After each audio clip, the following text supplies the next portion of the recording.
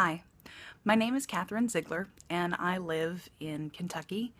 My father was Fred Furrow III. He was also from Kentucky, and he served in the U.S. military.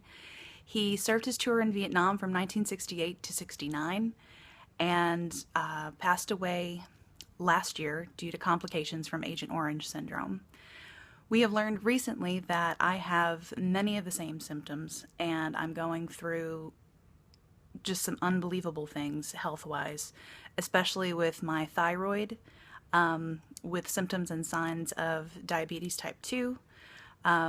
With my thyroid, it's hypothyroidism and Hashimoto's disease. I also had Raynaud's disease. I am allergic to gluten and have celiac disease. I also have fibromyalgia. And it's hard. So I'm starting this video diary to reach out to folks who are going through the same kinds of things that I'm going through, who may be children of Vietnam veterans, or in general, veterans from any foreign war who may have been exposed to the chemical dioxin. There is a bill that has been introduced in the House. It's House Bill 2114, and a provision of the bill will actually give support to children of Vietnam veterans. Currently, the only children of Vietnam veterans that can be supported by the federal government and by the VA are children of female veterans, and there are certain conditions like spina bifida that are covered. What I am working to do, along with my amazing husband, whose name is Todd, is to bring as much awareness as possible to second generation Agent Orange syndrome, and to try to change the language of the bill to include a vast number of diseases, the top 5 or top 10 that we as children of Vietnam veterans suffer with. We can't cover them all in this first bill. It's disappointing, but we have to start somewhere. So starting with the first 5 or 10. We had a meeting last week with Congressman John Yarmouth from Kentucky, and I had tried to call the originator of the bill, who is in California. I tried to call her office. They told me I needed to speak with my representative first before pursuing any contact with her and talking about the bill. But I spoke with Congressman Yarmouth. I explained my family situation, and also talked to him about the bill, and we talked about changing the language of the bill and what we could do to provide more coverage for children of Vietnam veterans. And so that's where we are right now. We're in the process of trying to gather medical information, specifically medical data that can link specific diseases to the second generation of those who have suffered because of exposure to dioxin. It's been hard. I didn't want to start this video diary. I'm a very, very proud person, probably to my detriment. My career has been in the performing arts. I've been an actor for most of my life, a director and a producer. So what this condition has actually changed my appearance. It's changed things with my voice, and I'm also a vocalist, so not being able to sing or to perform has been really difficult.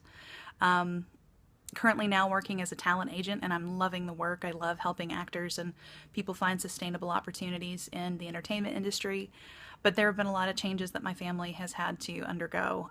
As you can see, I am reporting to you from bed because right now that's where I work best.